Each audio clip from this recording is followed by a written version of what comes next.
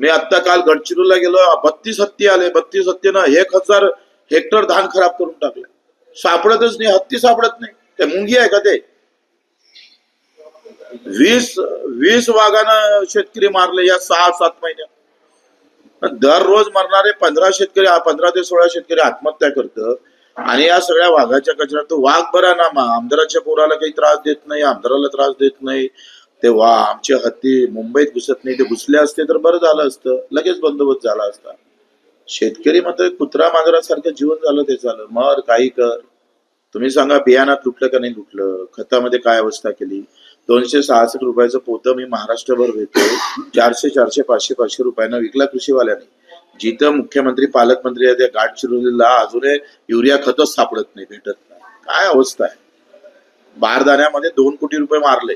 3 कोटीचा बारदाना होता, 1 कोटीचा आणला, 2 कोटी खाऊन टाकले. ठिकाण लापता आहे ते. मुख्यमंत्री ज्या जिल्ह्यात पालकमंत्री आहे तिथे ही अवस्था आहे. लक्षच नाही आहे. लक्ष फक्त पार्टी चलाने की आहे, पार्टी में बडा पद लेना है, याची स्पर्धा लागली आहे सध्या सत्तेतल्या लोकांना.